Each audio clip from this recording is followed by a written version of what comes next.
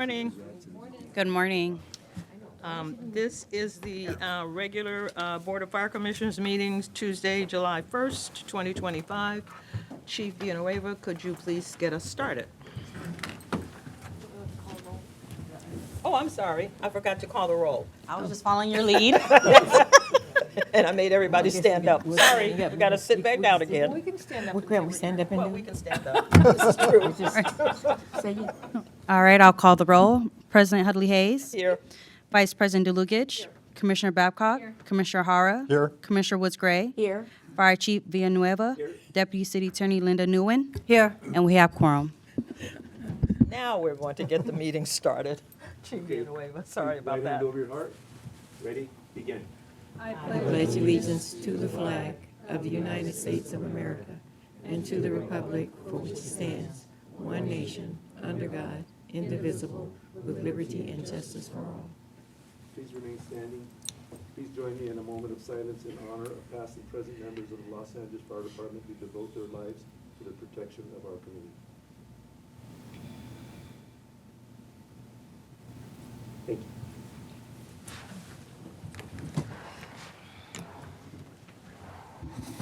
Okay, so now we're really back on track.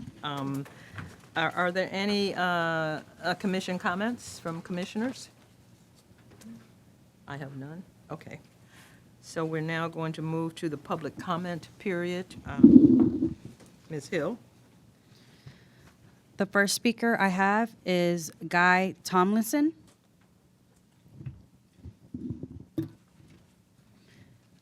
And if you can state the items you would like to speak on? I'm going to be speaking today on behalf of the Chief Officers Association, general public comment. Okay, you have 1 minute. Good morning, Commission. Thank you for the opportunity to come present before you today.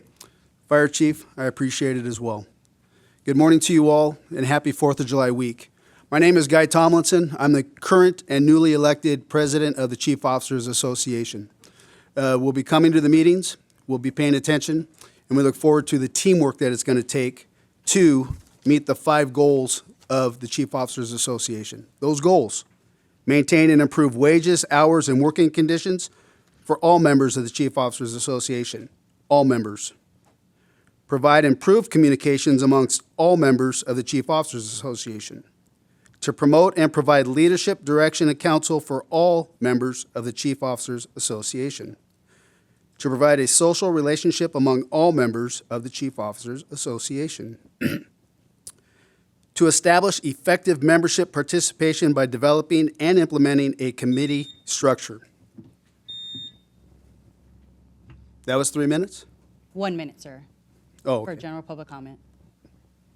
Oh, okay.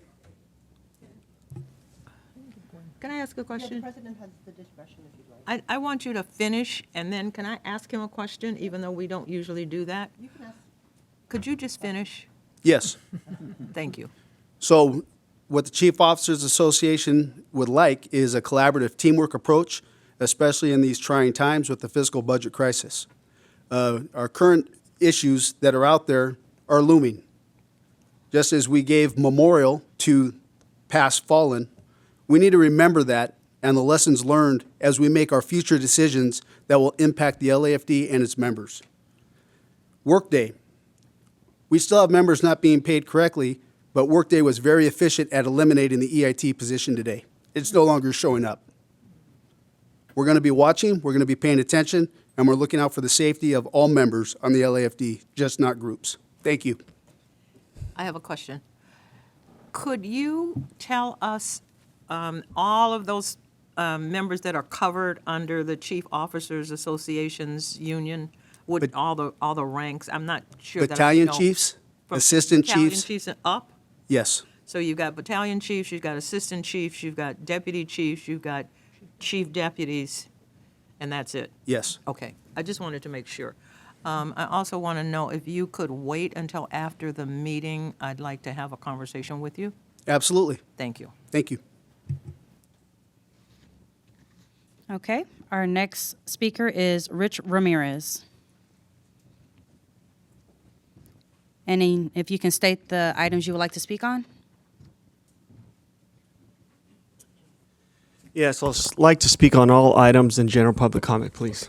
Okay, you have 3 minutes. Thank you very much. Good morning. My name is Rich Ramirez, and I proudly represent over 3,300 members from UFLAC Local 112, and I serve as the second vice president. And also, I'm a firefighter paramedic for the LAFD. Today, we start the fiscal year, and we now officially in a fiscal emergency in the city of Los Angeles. And today I'm here once again to say that the LAFD cannot afford any more cuts.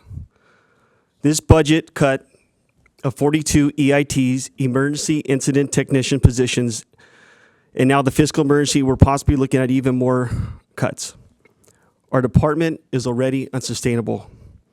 Our call volume is increasing every single day, every single year. With the cutting of our EATs, our staffing levels are decreasing. The city homelessness crisis is still out of control, and our firefighters continue putting out multiple homeless fires every single day. And once again, to copy what Chief Tomlinson said, is our members are still not getting paid correctly, but Workday still had the ability to erase 42 EITs. So what do we need? What is UFLAC asking for? What are your firefighters asking for? Out in the streets, responding to homelessness, car fires, traffic accidents, wildland fires that just happened 6 months ago. What are we asking for? We're asking for the public to know what's going on, how unsafe they are, how at any given day you could call Metro and see how the board is lit in red, showing that there is no coverage in your area, in your area, in your area, in your area. And we all know that. It takes over 10 minutes for an ambulance to get to an address when it's called, because they're either holding up walls, which is they're at hospitals for hours and hours at times. And I know you guys have asked for that on a report. And I'm sure the report is coming soon. We need the fire commission that will be speaking up about the impact of these cuts and the fact that the LAFD continues to be most understaffed big city fire department in the country.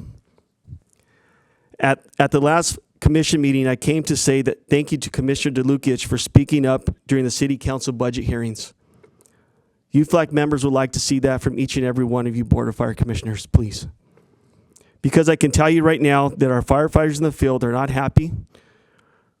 Our troops aren't happy, and they need you to fight. They know that losing our EATs is going to hurt the public and firefighter safety. UFLAC will be spending this month meeting with our elected officials and making the case against any additional cuts to the department. We are asking our fire commission, our interim fire chief, to do the same. Thank you. Thank you. We have no more speaker cards. Okay. So that takes us down to the report of the fire chief. Chief Villanueva. Thank you, Madam President, Commissioners. From June 18th to July 1st, on June 19th, I attended the LA Area Fire Chiefs Executive Board meeting. That was at LA County headquarters. On the 25th, we had the Anti-Fireworks Press Conference. That was at Frank Hotchkiss Training Center with all of our partners in the city. On June 27th, we had our Region 1 press conference, and that is basically the beginning of brush season, although we all know that brush season starts, it's 365 days a year now. So, and that was at LA County headquarters. And that's all I have in the report. Thank you, Chief Villanueva. That brings us to the oral report by the department on significant incidents and activities for the period of June 3 through June 30. Yeah, with Chief Moore. Who's going to do that? Chief Moore. Oh, And the medical will, what? the medical will be more full. He's doing medical. He's going to do incident. Okay, The emergency incidents. Good morning, Madam President. How are you? fine. Well, good morning, President Hudley Hayes, Vice President DeLucich, Commissioners, Chief Villanueva, Ms. Nguyen, Neverly, honored guests, and members of the Los Angeles Fire Department. My name is Jamie Moore. I'm here representing Operations Valley Bureau. Happy 4th of July week to everybody, and I hope everyone has a very safe Independence Day, and that our upcoming incidents are minimal. I'm here to highlight an incident, a very tragic incident that occurred in the Valley. It was actually one of two that involved many of the members of the same crew. On June 4th, 2025, at a private school in the Sherman Oaks area, it's actually Studio City, a school called Campbell Hall, approximately 3:10 in the afternoon. And keep in mind, this was one of the last days of school before the summer. During student pickup operations, a 15-year-old male student was attempting to walk between two vehicles in the parking lot when a 2025 Rivian SUV unexpectedly accelerated forward. Tragically, the student became pinned between the Rivian and a stationary white SUV. LAFD resources responded swiftly and found the student suffering from life-threatening injuries. Our personnel rendered immediate aid, and the young man, along with his father, who witnessed the accident, was transported to a nearby hospital. Despite all of our efforts, the student succumbed to his injuries. This was witnessed by not only the students who were exiting school, but also the staff. In addition to the primary victim, 5 other individuals sustained non-life-threatening injuries. These included another teenager who was treated at the scene, along with 1 additional minor and 3 adults. The Los Angeles Police Department's Valley Traffic Division played an integral role in our ability to assist those on scene and those affected by this incident. They were the leads in the investigation, and based on preliminary findings, the incident was ruled accidental with no criminal charges or citations being issued. This incident had a profound impact on the school, the community, our responding personnel, students, and family. The mayor's crisis response team was called out in partnership with the LAFD. We were able to provide emotional support and counseling at the scene and also at the hospital for the family. The following day, Campbell Hall canceled all classes and their final exams, opened its gymnasium to serve as a space for students and staff to receive grief, support, and counseling. The LAFD was there to participate in those efforts.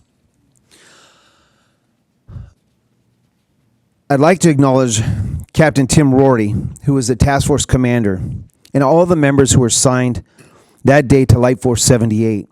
The paramedics assigned to Rescue 78, Battalion 14 Scott Hilton, his EIT Firefighter Riley, and the command team of Assistant Chief AC4, which was under the lead that day of Assistant Chief Lou Aldana. They showed exceptional professionalism and compassion. This was displayed throughout this incident and following up in future meetings. Incidents involving children are among the most difficult we face, and our teams acted with urgency, empathy, and resilience. 1 week later, many of the same members who were assigned to Light Force 78 that day responded to another traffic accident in the Sherman Oaks area, where a mother who was just leaving for Disneyland 5 minutes into her trip with 2 twins in the back seat crashed into a parked moving vehicle, a moving truck. The moving truck was lowering the flatbed, and they crashed into that truck, killing one of the 2 twins. You can only imagine the impact that incident had on this very same crew. We see some very tragic things. We want to thank those counselors from behavioral support, our peer counselors who came out, UFLAC's department psychologists, as well as our own department psychologists, for the support they provided to our members. It was a very difficult way for our members to start their summer, because the majority of those at the incident had children the very same age. I just want to highlight this because our members did an exceptional job supporting those family members. I have since met with the faculty and staff of Campbell Hall as they had some meetings after the incident occurred. And we will be part of a working group with LAPD Traffic to design a better traffic plan with them before school starts in the fall. That's the end of my report, and I'm available for any questions you might have. Thank you. Are there any questions? Thank you very much, Chief. Thank you. That brings us to Chief Warfel, I think, who is going to do the oral report for medical emergencies for that same time period. Good morning, Chief Warfel. Good morning, Madam President, Vice President, Commissioners, Chief Villanueva, Deputy City Attorney, Neverly, Command Staff, and guests. My name is Tim Werfel. I'm the Deputy Chief of the Emergency Medical Services Bureau. And as Chief Moore shared, we've had several significant incidents since we last met. Many of them were very tragic outcomes. The incident I chose to share with you today, however, had a positive outcome and highlights the work of our members that they do on a day-to-day basis. So at approximately 12:15 in the afternoon on June 3rd, 911 was contacted for a 60-year-old male at home complaining of chest pain. Due to the location of the resources, an EMT ambulance and a paramedic ambulance were dispatched from Fire Station 74. They arrived at the scene of the patient's home and found him in quite a lot of pain. He described it at 10 out of 10 on the pain scale, in the middle of his chest, radiating to his shoulder. These are classic symptoms of a heart attack. The patient, however, was dismissing the pain as indigestion, which is also common. The paramedics placed the new Zoll cardiac monitor on the patient and did a 12-lead electrocardiogram. So this is the brand new monitors that we just deployed to the field, and we're finishing up all the training right now and all the paramedics that we have. The monitor showed an STEMI, which means ST elevation, myocardial infarction. So it tells you right on the screen that the person is suspected of having a heart attack. So the patient was immediately treated with medications per the protocol, loaded into the ambulance for transport to the hospital. Upon arrival at the hospital, when they pulled into the ambulance bay to park and they were getting ready to pull the patient out, the patient lost consciousness, and on the monitor, the paramedics quickly recognized that the patient went into VFib, which is ventricular fibrillation. Do you have those? So I don't know if this is appropriate, but I talked to Neverly, and perhaps we can share the actual rhythm strip, just so you can see where the point we actually saved a life.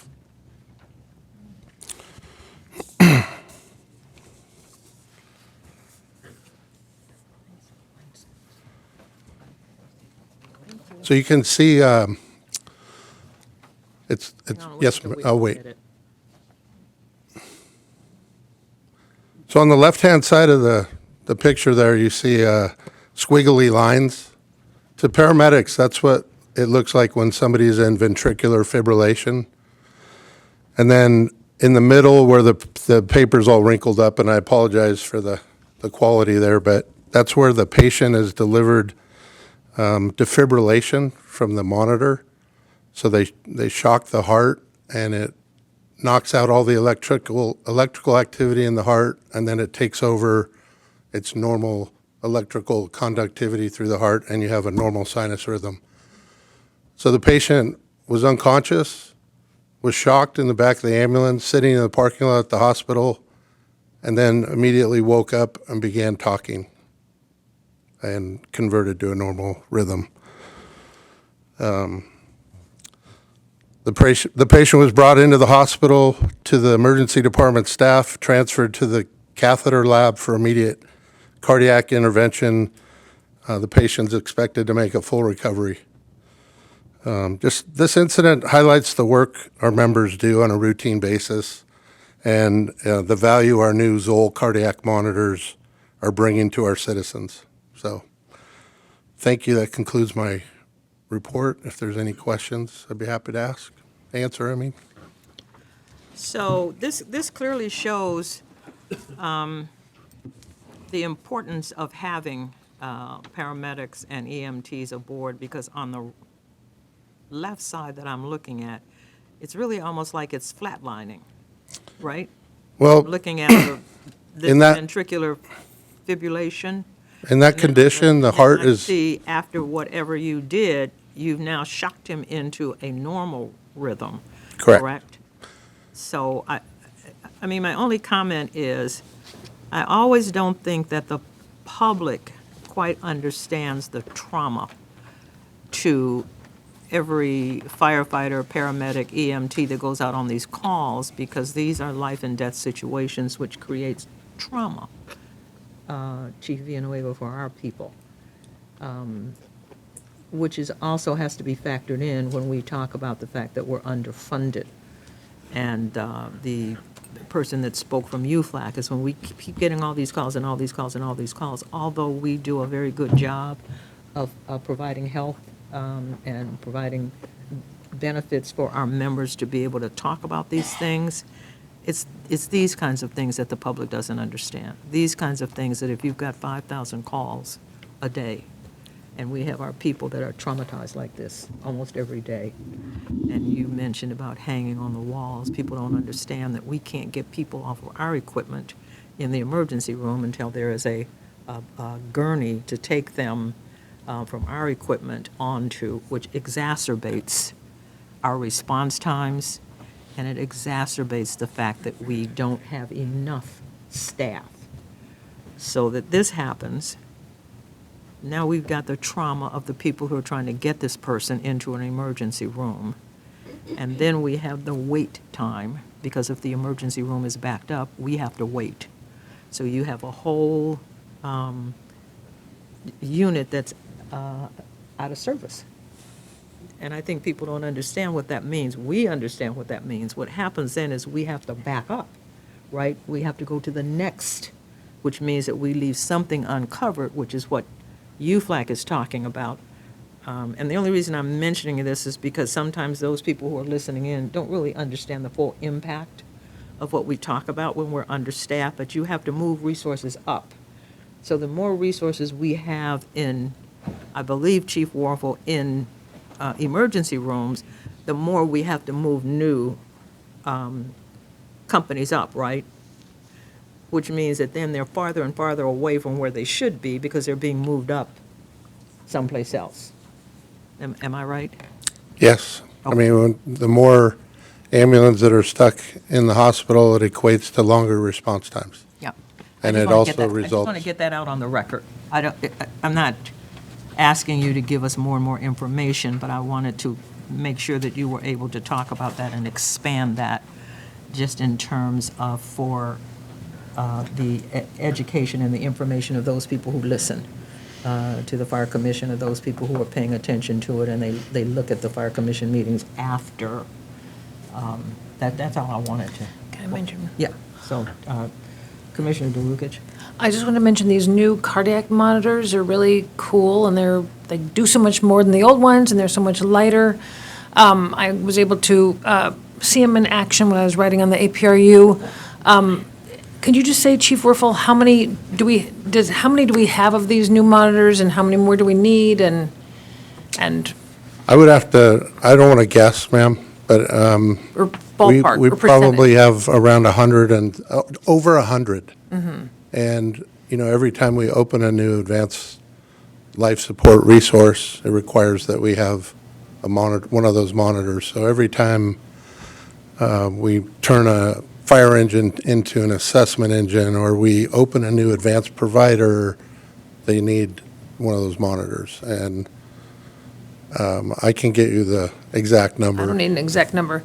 I know it also takes a lot of training. I know Chief Conroy was working on that for many, many months to make sure people know how to use this, so I think that's a great new innovation that the department is using. Yeah, we have quite the team in the EMS Bureau. We have Captain Matt Kasparian and also Captain Mike Campana that have been very busy with this project, and also Chief Conroy. And we're very proud of them. They've done an outstanding job of deploying these and providing the training. I want to thank Commissioner DeLucas because you highlighted another item that we need. You're telling us it may be 100, but every time we open, we need more. So that also goes into what we were talking about earlier, so thank you for highlighting that it's not just people, but it's equipment and new technology and training and all of the things that costs. So thank you, Chief Warfel. Just, excuse me, just the 100 is just the paramedic RAs. I mean, the assessment resources, training, there's all kinds of other monitors that are needed, so I can get her the exact numbers. I'll provide that next time or I think, get it to her. You and Commissioner DeLucas are in constant contact with one another, and I think she's leading that for the commission. Commissioner DeLucas, you and, We are in communication. so, between the two of you, if there's something else that needs to come. Okay. You guys are already We got it. kind of on it. We have each other's cell phone. Okay, Madam President, Free to use it. I'm sorry. Commissioner Woods Gray? yes, I would like to know, thank you very much for this report. This is something that's vitally needed and would be appreciated by the public because recently, in the last 2 weeks, I've had friends who passed from heart attacks, and seems like it's one of the leading killers out there of the people around me. I would like to know, how many, are these the 100 that you have approximately? Are they equally distributed throughout the bureaus? Yes, they're on every paramedic resource. So there's well over 100, but if your fire engine is a paramedic, it has one. If there's a paramedic ambulance, it has one. So they're spread throughout the city. That's great. That's And the great. We advanced just need more. providers all carry them, the fast response vehicles, everyone's carrying these new monitors. Very good, thank you. Okay. Thank you. Thank you. Okay, that brings us down to consent agenda items. We only have one. It's BFC 25-035, and it's just the report regarding the extension of the memorandum of agreement for automatic aid between the LAFD and the United States Forest Service. Pardon the interjection. I'm sorry, Madam President, but I'm having a hard time hearing you on the mic. If you can just bring it up a little bit closer. Sorry. Turn it off. Can you hear it now? I have to turn it on in order for you to hear me. Can you hear me now? A little better, yeah. Uh-oh. How about now? Yes, ma'am. Thank Okay. you. Once again, I'm just saying that there's only one item on consent, and it's just the report regarding the extension of the memorandum of agreement for automatic aid between LAFD and the United States Forest Service. The recommendation is that we approve the report and adopt the recommendations therein. So if I can get I have just one question. Oh, okay. Are we paid for these services? Are we being paid for these services? Because it's coming through from the federal government. Can somebody answer that question for the commissioner?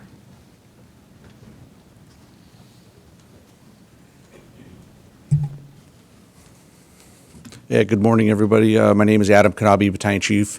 I manage all of the response agreements for the City of Los Angeles. And for these, like all the other agreements, the initial mutual aid is provided at no cost.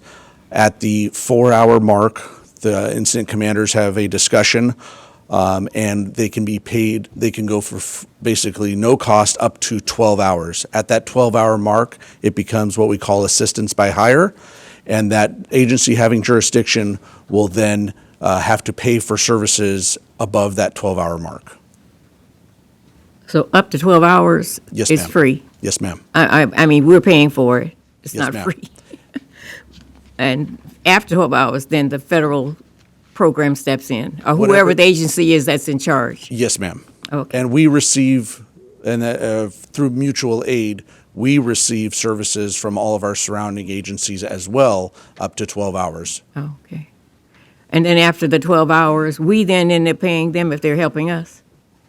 Yes, ma'am. I see. Okay, thank you. Thank you.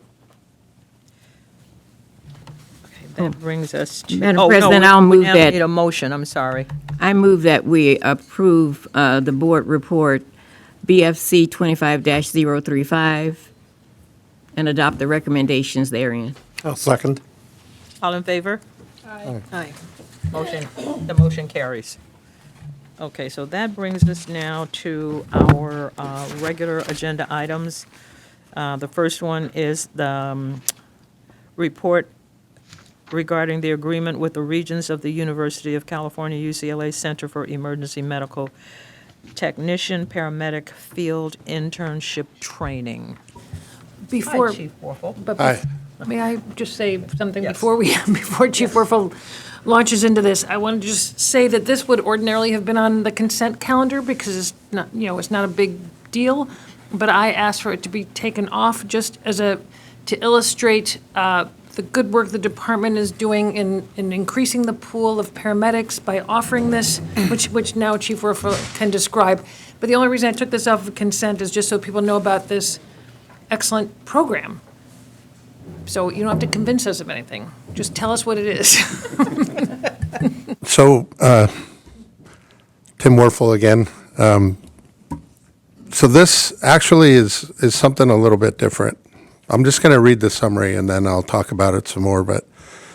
So the Los Angeles Fire Department is requesting to execute a new affiliation agreement with the Regents of the University of California on behalf of the UCLA Center for Pre-Hospital Care Paramedic Education Program, UCLA, in which the LAFD agrees to provide field internship training to UCLA students enrolled in the Emergency Medical Technician Paramedic Training Program.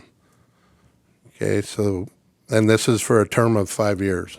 So what this is an agreement between us, the LAFD, as the provider agency, one of the biggest in California. It's an agreement for us to accept their students into our internship program. They run 3 classes a year, and they offer us 15 of those spots for our own firefighters that want to become paramedics.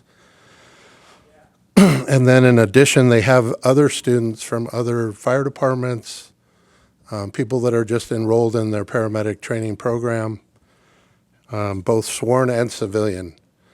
And so it's an agreement where they allow us extra students to go to their program, and we provide the field internship preceptor program back to them. So normally we're the contract that we have with paramedic training with UCLA allows for 15 students 3 times a year for a total of 60. But because of this relationship, they've allowed us to increase that to 25 3 times a year. So that's how we're able to send 75 firefighters to become paramedics through their program. In order to be a preceptor, you have to have 2 years of experience as a paramedic, and you have to go through their certification process. It's actually with UCLA. We now have a program that's online, but it's still accredited through UCLA. So what we do is we assign it to our paramedics once they get 2 years on the department, and they become a preceptor.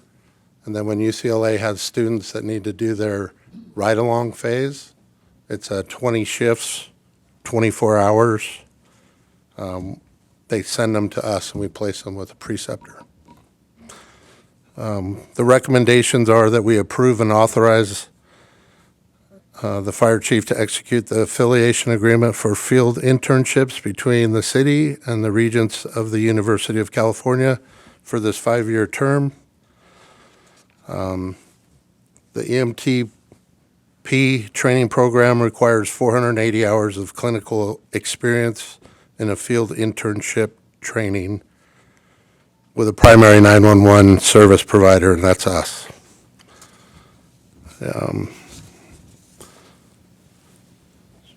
And I pretty much covered the highlights of this report. If there's any questions, I'd be happy to. I just have one. Yes. They're giving us 15 spaces, right? That's what our, UCLA, and now they've expanded that to 25 spaces for us? because of our relationship and with the relationship that Captain Ron Shaw from the EMS training unit has with the school. He's built that relationship. We've had that relationship with UCLA for over 30 years. Okay. So my question is there a cost to the students that they accept into their program? For us to send our firefighters, yes. It's approximately $12,000 per student. And the training program, But the student, we pay that. The Yes, department ma'am. pays for our students. So the students get to do this, which is really great, at no cost to the student. That's what I'm getting at. yes. I think this is what Commissioner DeLucas is getting at, that this is an we are not questioning that. We are absolutely going to ask the fire chief to do exactly that. But I think the reason that she pulled it off was that so people would really understand that when the mayor asks departments to do public-private partnerships and that kind of thing, that we are really, at this point, doing that very well. We've maintained a stable relationship. We've gone up from 15 to 25. There's no cost to the individual student. And this is, I believe, less than if they had to do it privately on their own, this cost, isn't it? Yeah. Considerably less, Chief Villanueva? This $12,000 that we're paying, so we are also, say it out loud, how much? I believe it's in between 15,000 to 20,000 for a student to go through on their own. Right. So this is another example of where we're being cost-effective. As much of this as we can get on the record to talk about why we don't need to have any more cuts and why we need to be fully funded this is another example of where cost-effective, because of the relationship that the fire department has made with UCLA through the people that you mentioned, we're actually saving, once again, we're saving the city money, right? Yes, ma'am. And we have this relationship with 3 schools right now. So we have UCLA, which is the biggest one, and we're sending the most students. But we also just recently have a contract now with PTI, and we're going to probably send 5 students. Paramedic Training Institute, I'm sorry. We're going to send 5 students 3 times a year there. Okay. And then we also accept students from Mount SAC, but we don't currently have any of our own members going to that school. Okay. And PTI, I don't have the costs in front of me, but I think it might be even less than our current tuition. Okay. So once again, I want to thank Commissioner DeLucas, because this is one of the other things that you and she have talked about and you're working on, and clearly we can see now that we have 3 different avenues where this can happen, and we are also making sure that it's as cost-effective as possible to the city, to the fire department and to the city. But this is still another kind of one of those hidden costs. I don't want to say hidden, but this is kind of, once again, the kind of thing that happens where people don't really understand that when we're talking about trying to get as many paramedics as we need, and we're still looking at being flat or being cut, this is one of these other things that we're talking about that hinders us. This is what, and I want to thank her again, this is the result of what Commissioner DeLucas is doing with Chief Warfel, beginning to point out these things. She's always, as long as she's been on the commission, been laser focused about the fact that we need more paramedics and they need to be distributed. So this is kind of your work and Chief Warfel's work, and I'm actually glad that you pulled this report off. So I personally don't have any more questions. Does anybody else have questions? I had one more comment. Chief Eric Roberts from Planning was able to give me the current numbers, and I'm sure you're probably interested, but currently we have 86 vacancies in the paramedic rank. But every day there's 272 paramedic positions throughout the city. We have 1,250 LAFD members that are now paramedics. So it's like 35% of our department is paramedics. So I just wanted to share those numbers with you. So I can move this report, 25033, move that we approve the report and adopt the recommendations. All in favor? Aye. Motion carries. Thank you.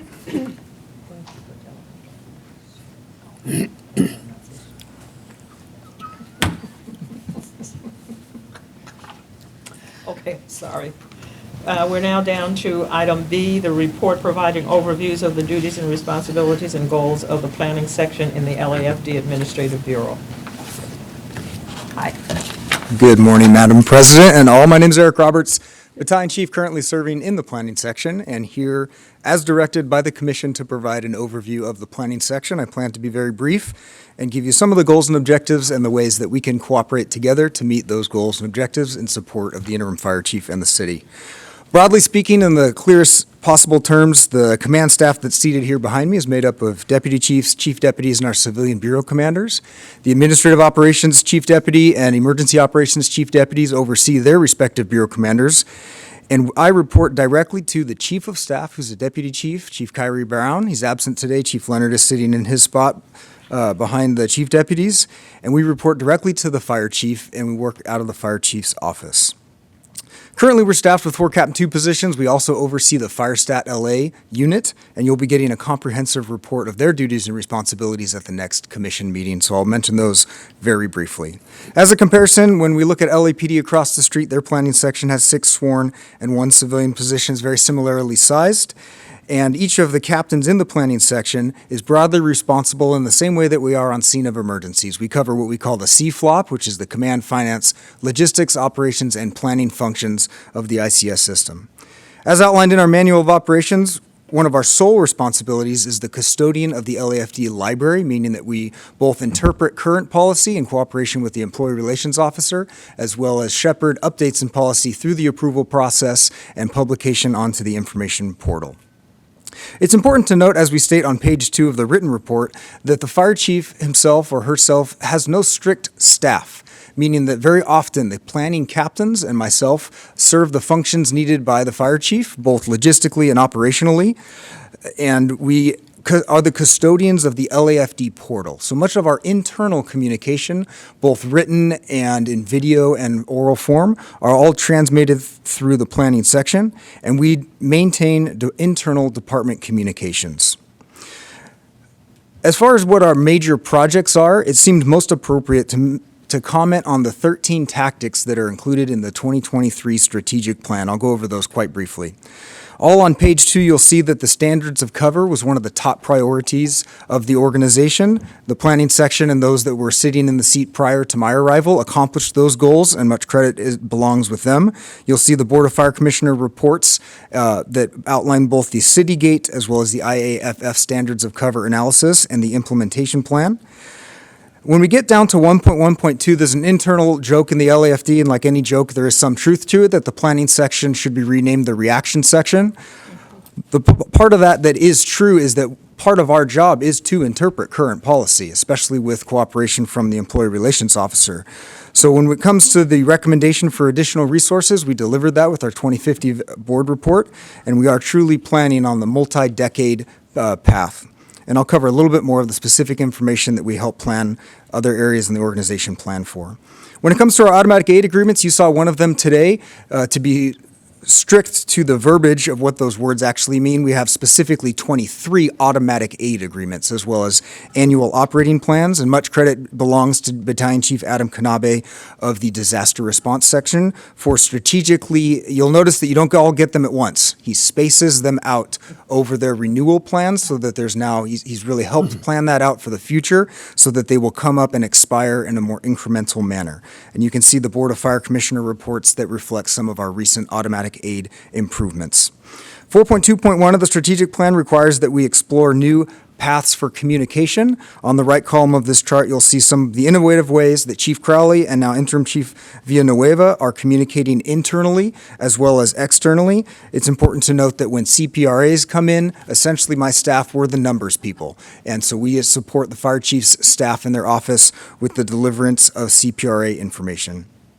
The Department Communication Officer is one of our positions, and that handles all of our internal communication. And then just to contrast this, the Community Liaison Office is the entity that handles all of our external communication for the organization. Moving on to the final page of the report, the planning section has delivered that 2050 vision, and it built upon another planning section report that was delivered by Chief Perez when he was in the position that was a 20-year plan. So the planning section is constantly in the multi-decade vision of the fire department and offering lots of pathways forward to improve the organization. One example of that is just recently we delivered some support to the Training and Support Bureau, outlining the need for battalion chief mentorship, knowing that we're going to have a large exodus of chief officers in 2035. So my section is always thinking in the 5, 10, 15, 20, 30-year horizon. Staffing models are constantly being compared. You'll see that we compare them not just to a subjective opinion, we compare them to national standards. Important to note that the NFPA recommendations are just that. They are recommendations. They are standards and recommendations. And so the reports that we deliver often quote nationally accepted best practices. Including unit hour utilization, we have both standards of cover as well as FireStat LA dashboards that show our most overworked resources, especially to the previous conversation about paramedics that Commissioner DeLucich was just bringing up. We're tracking all of that workload and also the availability of those resources to the community. One of our successes last year was the implementation of an electronic signature, knowing that the City of LA has directed all of its departments to move away from printed paper and towards electronic transmission of documents whenever possible. We now have approved digital signature that's continually being worked on and improved as we speak. And then the last one is critically important because it'll segue into a little bit of what we're asking for as we move forward into the future at the planning section. Goal 6.4.6 has tasked the planning section with developing processes to systematically manage and revise the department's library. The LAFD library on average is almost 30 years old. And not that just because it's old means it's bad, but it is in many cases outdated. And we've delivered a vision for the library that both continually updates it into many, many years forward, as well as proposes a path forward to eliminate it, outdated and conflicting information and move forward on the revision of pertinent information. Much has changed in the fire service in my lifetime, which is how old some of these documents are. So as we move forward each year, we have proposed, and I know this goes back at least 12 years, we have proposed a library unit. LA County Fires calls their unit the Manual Revision Clerk, and we would like to model something similar that as our sworn staff rotates in and out on a 2-year rotation, a civilian staff could be a steady presence to continually update and revise the library. I proposed that last year in the budget. I plan to propose it again, and that could be a path forward to avoid some of the multi-decade outdated information in the LAFD library. In closing, I'd just like to say that the LAFD planning section, in one sentence, exists to manage current LAFD policy, provide necessary data used to inform current decisions, and proposed future policy based on reasonable predictions of LAFD metrics. We're a key part of the fire chief's staff, and we're happy to be at his service. That's the end of my report. Thank you. Thank you. Are there comments? Questions? I have one. More than one. Did you say I have two? No, I have one also. I have one also. So what I heard you say was that this is a multi-decades-long preparation that the planning section does, that has been going on and going on and going on. What I'm troubled by is that you said that this was a reaction section. And I'm trying to understand, with all of these things that I've read in this report and with the fact that you're not properly staffed, how do we get to a planning section that's proactive? I understand that you're doing things and you're looking at things, and I understand about the library, and we need to have someone come and clean that so that we don't have conflicting policies or policies that are 50 years old that don't at all support modern firefighting. But my concern is, how do you, with the staff that you have, do more proactive thinking than you do reacting to what we already have? My understanding of a planning section is that that is really the unit that we should be depending on to make sure that we are getting really good information and really good evidence-based information and research on just exactly where we think the fire department needs to be in 2 years and 4 years and 6 years out. It feels to me like that's really and truly what a planning section should be doing. I could be wrong, but it also seems to me that you're overloaded because sometimes the planning section is asked to do a whole bunch of other things and that gets pulled in a lot of different directions. So it can't really meet its primary goal of planning well into the future. I guess that was a big question. Well, no, certainly I appreciate the question, and what I'd like to say back to it is that I think there will always be a need to balance the now and the next. I think that we will always need a true certified authority that interprets and reacts to, although it's a joke, at the kitchen table at every fire station. We need an entity that is the authority to discern the gray areas of LAFD policy, and that should always be in cooperation with the Employee Relations Office. So I would never want to see the planning section move away from the interpretation of LAFD policy. It's a good thing that that's a part of my job. And to your second point, for comparison, across the street, the City of Los Angeles' planning section is 451 people. So we're doing the best we can with 5 people, and I think the evidence of us truly planning and looking out into the future is tangible because we're quoting these board reports. We don't just give him fluff or handwritten napkins with ideas. These are official, on-record, public board reports. And credit to Chief Perez before me for looking multi-decades into the future in his time in the planning section. And now my staff, and we've shared with this board our vision for the 2050 growth of the LAFD. So I would say that we need to exist in the now, and I would say, and credit to my captains, that we are leaning forward into the future. Okay. I just want to highlight, and you just did when you're saying somebody else has 450 people. Moving forward, I'm tasking the commission, myself as the president who sets the agenda, with bringing these things forward so that we really do understand the lacks that we have when we are not fully staffed. We have been talking in general, maybe for the past, since I've been here. But we now need to make sure that we are being very specific about why we need the things that we need in order for us to be able to do a good job and make sure that everybody has what they need as quickly as possible in running the fire department. We're the second largest fire department in the nation. And so for you to tell me that you've got a staff of how many? I have 4 captains and the 3 civilian fire stat employees. Okay. So here's another example of what underfunding and understaffing looks like. And it is also crippling us to be able to do it. I was not fussing at you when I brought those things up. I want you to know that I wasn't fussing with you and I wasn't being critical, and I understand the reactionary nature of it. But we're going to need more people because we simply are going to grow in the future. And we have to make sure that we do have someone who reacts, someone who looks at gray, someone who looks at competing policies where one says one thing and one says another thing, which is how people slip through the cracks.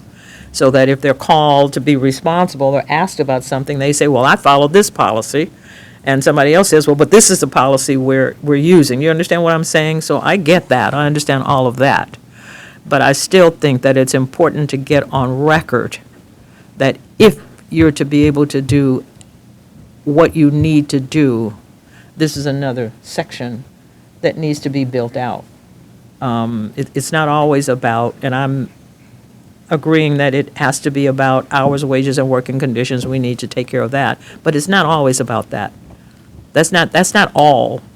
And we need to make the public aware of that. We need to talk about that so that Everybody in the room knows that that's what we're talking about. There are other things that have to happen other than making sure, and I am not arguing, I'm looking right at you from YouFly, I'm not arguing about hours, wages, and working conditions, I'm not, but there's a lot more that we have to be able to explain to the public about why we need to do these things, and it actually dovetails into what happens with our folk. Who? Was that somebody talking to me? What was that? Oh. Nobody was talking to me, is that correct? Oh, it was just some random thing that was going on.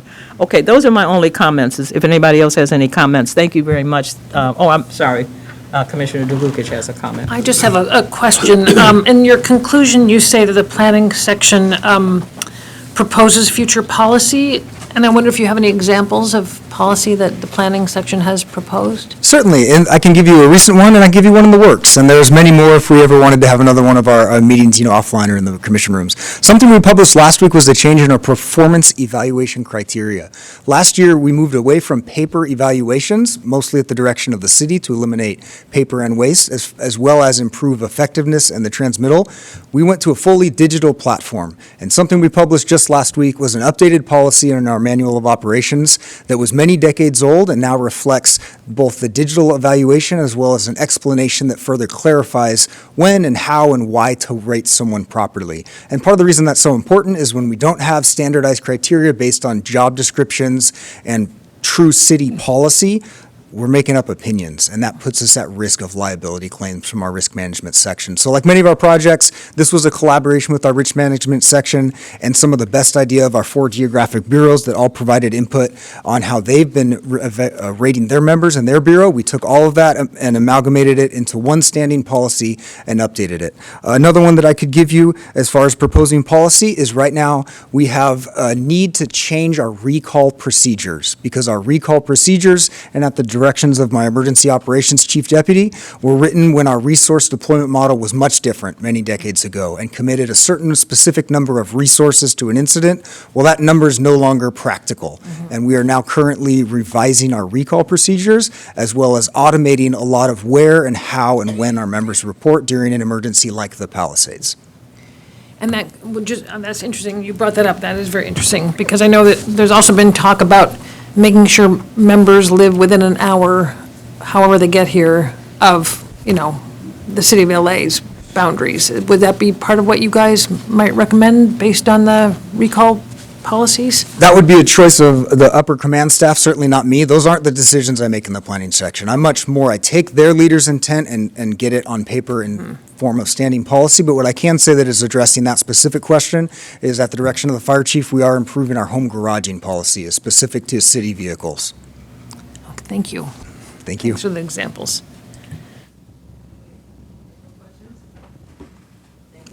Thank you, ma'am. Motion to approve the report and adopt the recommendations therein. Second. All in favor?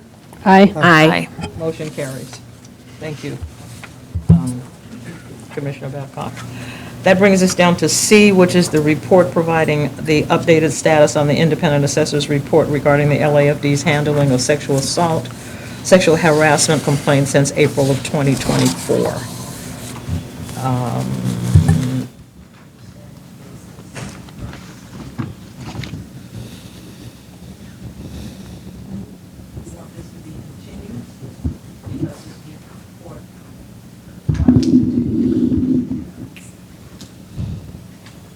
Well, I think we're continuing for a couple of reasons. One is that the person who wrote the report isn't available today, and another is I think that we have some additional information we'd like to request in the report. Okay. And I hope we can do it at the next meeting in July. We're going to do it on the 17th of July. This report will come back. Part of the interjection. I'm not sure, and it is at the commission discretion of when they want the report to come back, but I'm not sure if it will be ready with all the changes that might be needed. So I would ask the commission to reconsider when they would like the report to come back, not for the next meeting in July, maybe So we're a not future, gonna or leave it meet in open. August, so maybe we're going to wait. We're going to say that we're going to have it come back. We're not going to give a specific date. Correct. So it might not come back until September, maybe, Yes. potentially, if we can't get it done by the 17th of August. Okay. So if you continue it to, and I defer to City Attorney Linda Nguyen, if it's appropriate to say to defer to a date uncertain. Yes, we can have it at a certain date. Okay. So now that we're continuing, does that mean we can't talk about it? You can talk about it, because it's already been agendized. Okay. But I don't know what kind of. Okay. You won't be able to get a lot of information from the author of the report. I just want to make sure that I'm making my own statement. This has nothing to do with this. I just want to make clear. Clearly, somebody obviously didn't read this. This is the Office of Independent Assessor. This is Sue Stingle's audit. I haven't a clue what this is. And I want to be very clear about that. So if we're talking about a rewrite, I don't want to see a rewrite of this, because I don't know what this is. And I'm just making my own assessment. I got to look on every page. I don't know what this is. I want to be very clear that I don't want to see this report expanded, extended, added, or anything. I don't want to see this. I want to see a response to this, Chief Villanueva. Somebody needs to read it, reread it, do whatever they need to do. This is unacceptable, and I'm making an I statement. This is just totally doesn't answer any of the things that are in here, doesn't answer anything about the city's, all of the reports that we've gotten back. And several times, I have sent information asking the independent assessor to send information to the department based upon what Chief Crowley told us that she was going to bring back. I am not pinning that on you, but you need to read that and understand what we asked for from the former administration. I want you to have every opportunity to answer, to change whatever you need to do. I'm not interested in this report coming back in this form at all. And clearly, I want you to understand how adamant I am about that. This has been waiting, and we have been asking, and we have been patient, and we are still having problems, and that have not been answered yet in terms of the climate and the conditions that we find within the Los Angeles Fire Department that we don't talk about, and we don't want to talk about them, but we're going to talk about them. So I don't know what this is, and I'm not interested in having that come back. Yes, ma'am, we will rewrite.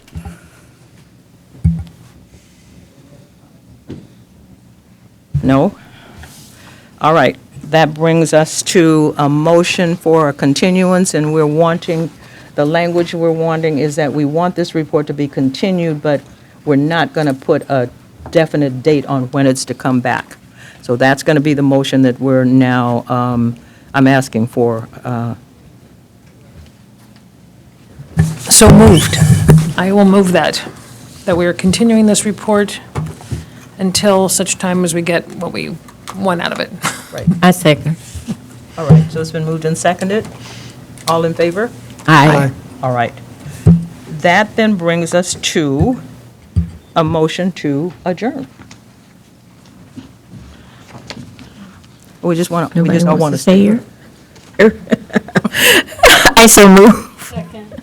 All in favor? We're adjourned. Aye.